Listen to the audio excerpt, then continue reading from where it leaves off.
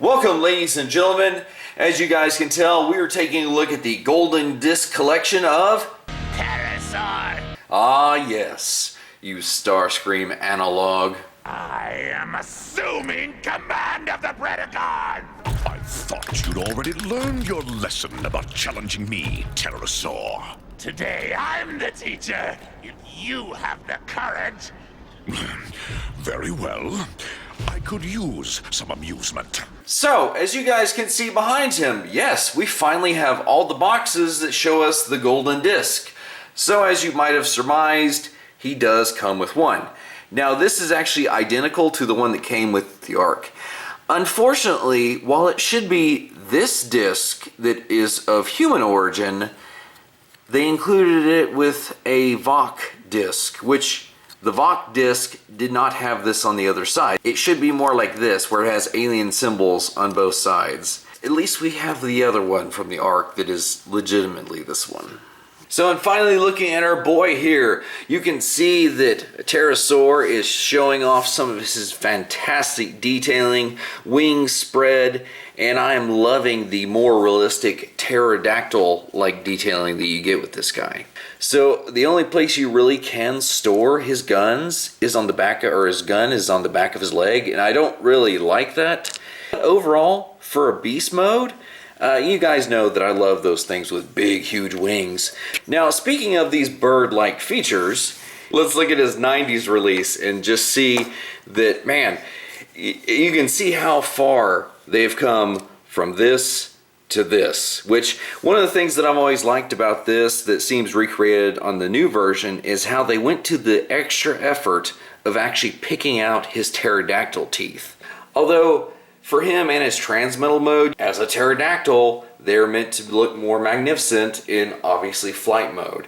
Which, looking at how he now stacks with this transmetal version, I'm just digging it because, oh man, just the design cues and doing a pterodactyl that's not swoop, oh man, it just opens the possibility for some things that you can experiment with it. And as we're seeing here with him, he looks pretty good. So here is that pterodactyl bird brain with the rest of the Predacons from Season 1. And I gotta say that, yeah, I think he's definitely rocking it. He looks good. He's fitting the aesthetic as we knew he would. However, now that we've established that he looks good with his fellow Predacons, let's see where things go in his robot mode. Man, look at this dynamic mold. Now I know it's not 100% accurate to the screen of, you know, how he looked on there, but oh my gosh, dude, man, tweaking the Airazor mold, oh, just to finally see a lot of these details in sharp, crisp contrast, that is amazing. Even to the fact that his bird mode head flips around and is pointing down in robot mode. Oh man, you know, despite his weak ankles, he's looking pretty stellar in robot mode. Oh. Now, he didn't have these arm blades in the show, but what this may be homaging is the fact that when he was in robot mode, he had a little bit of his wingtips up here on his shoulders. They were maybe about the size, if not a little bit bigger. So maybe that's what that's homaging, because obviously with this guy you can't do that, but oh my gosh, it looks so good. Now, the first Terrorsaur that I got was actually the transmetal version. So you could tell that this is just a crazy, nuttier version of him, which, that's saying something. So I do like the dynamic between these two guys, and I think they're gonna look awesome on the shelf together. However, you know what, finally seeing these guys stacked up to each other, especially with the upgrade in the gun, and just the overall detailing and stuff, which, don't get me wrong, I've always liked this mold. So, definitely a decent upgrade, but it is nice to have a comparison between the OG and the current guy. And could we have him without his flyer buddy? I mean, come on.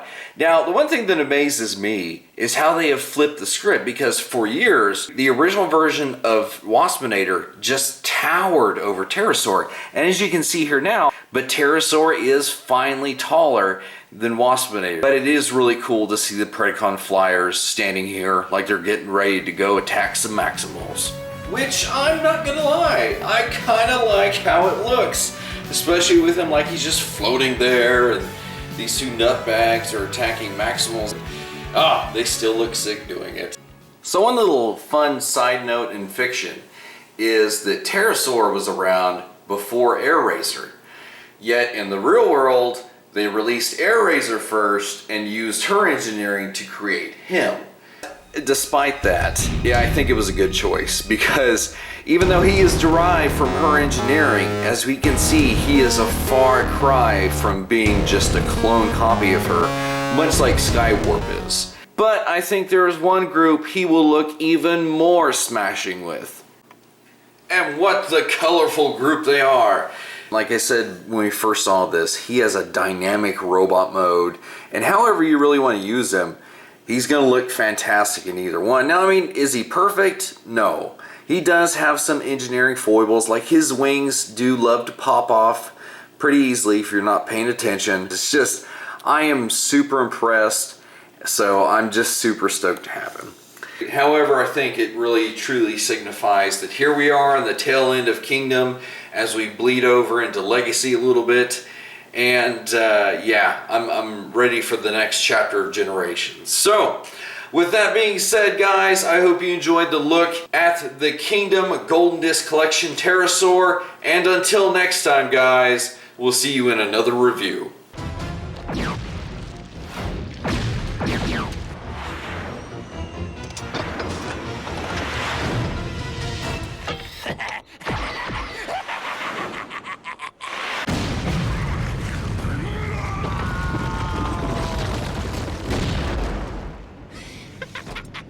Rest in peace, old comrade.